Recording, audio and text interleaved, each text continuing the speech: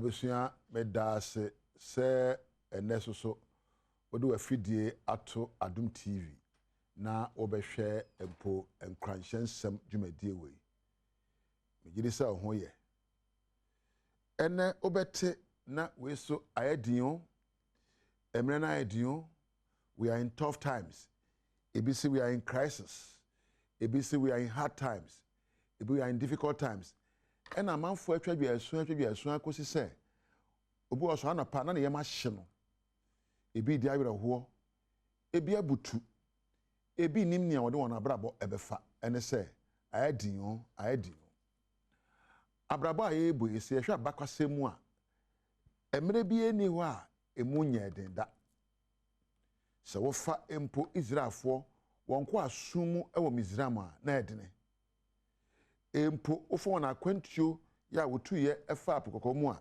ɛdene abrabɔ a yɛbɔ no empempenso bia ebi aduro no na baabi ɛdene nanso so ɛdene sɛ deɛ ara ɛdeɛ na ɛsɛ yɛ fa ne sɛ ebi a meka sɛ afọ adwuma bim adwuma mu no yama ɔkae yama efie kakra wotim yama house boy watchman cook a ɔhwɛ wo na awɔ driver ɔsɔ anapa wadware no akwadwuma mu akatua na ye pa adwuma wa ne se bosome nsia ekọ bosome nwɔtwe dako wopon adwuma na akotu kaa na wo driver ne se masa yese kaa na ma memfa emfa obiom driver wo sesen mpacho MD say ma memfa kaa na mfa obiom na ade abufuo efo soro kohwa MD udu MD office wo no na ode krata ahya wo sa say yayi wadi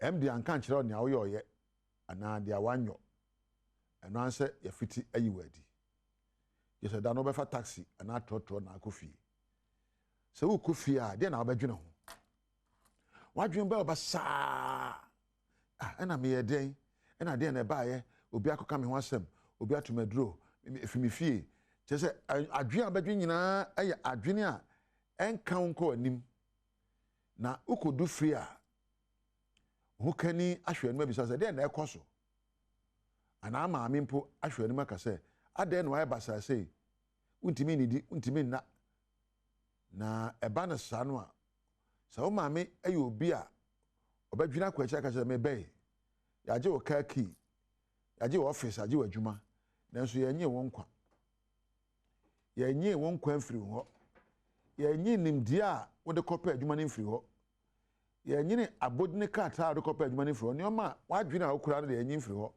enti yɛagye biribi afiri hɔ a gye mma no nka saa na ɛte wɔ abrabɔ ɛdene a abrabɔ yɛ den sɛ deɛ yara a ɔnye wadwene ɔnye wo nkwa baabi na ayɛ dene na yɛka sɛ yɛwɔ mmerɛ ayɛ dene mu a wo abrabɔ hefa na ayɛ dene wo abrabɔ no hefa na ayɛ dene yɛfɔ abrabɔ a ne fa hene na ayɛ dene wa wadeɛ osikasɛm wapɔ mudene ukita hodie sɛ wotimi de wo nsa si baabi abrabɔ ayɛ dene ama wo no ɛnneɔma na ne boa ayɛ dene a aso sika na wonya ntɔbie ana sika wɔ no ensotɔ sɛ wotimi de wo nsa si so ɛka sɛ aha ɛna abrabɔ ma ayɛ dene. One thing we should accept is that hard times are a common part of life.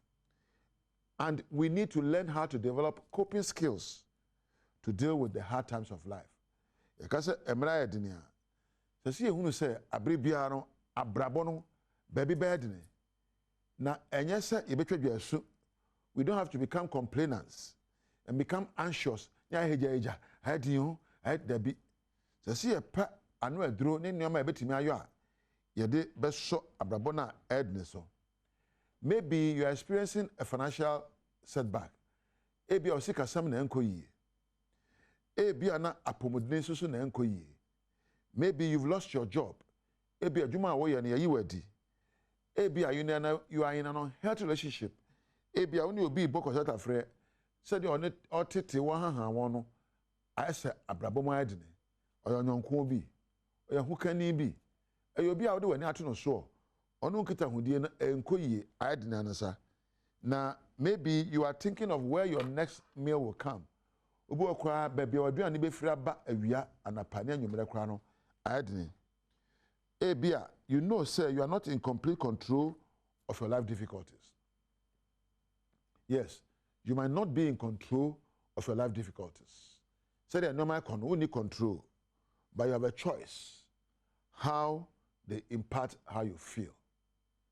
Abrabona adne who needs to control. And your man koye who needs to control. But you have one control, how you let them impact your feelings. When you have so ebobo na enya wo, and overcoming the hard times in your life is possible. So pesa ubun kam ebus efanyoma esi ukwanso se osika sem se awade se apomodne se empo adwuma wonya binyo no kwan bia so no there's a possibility in overcoming the challenges of your life. Niasa wodi kan say you need to change how you see things. Okay? So unya challenging time one.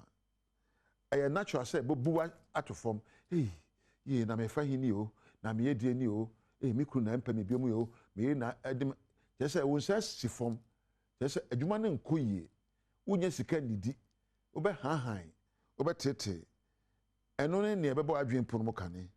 When you are faced with a difficult situation, it is common to charge your emotions in negativity. Ye na be ye ni me fa hini o adwuma ma me sika die na yi medie yo me pay na ansumi yo me sika na esen yo. You feel frustrated and you feel like that's how life is going to be forever. As a son, abrabo that thought alone will increase the emotional feeling to be negative. Sa dwene pa wo dwene enedai no bema waye ha na asa abrabo enko iye bi o ma wo.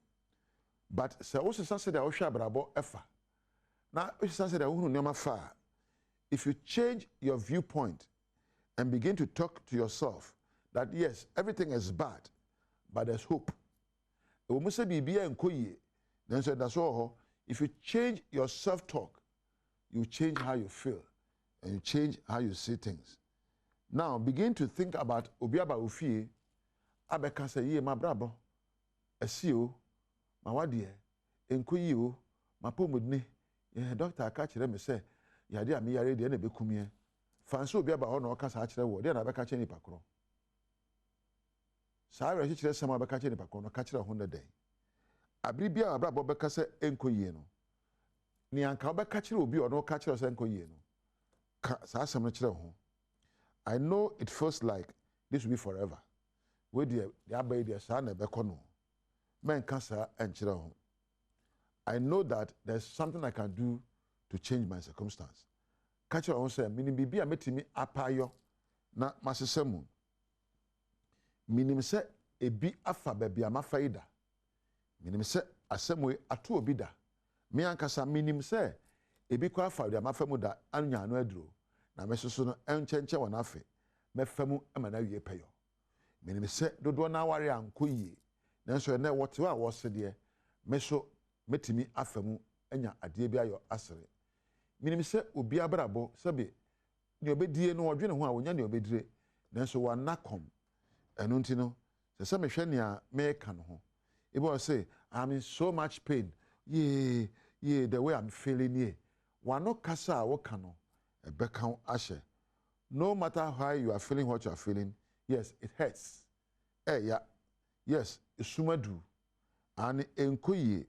There's a valid reason for you to feel what you are feeling, but it's your reason. And here wunchiremu na penchiremu foforo na fachira abrabom. Emfa ho bebia waduro. Emfa ho ne abrabodo waduro. Penchiremu foforo na fachiremu. Ane enkoyi nanso se de atie bia no enda so ho de mame.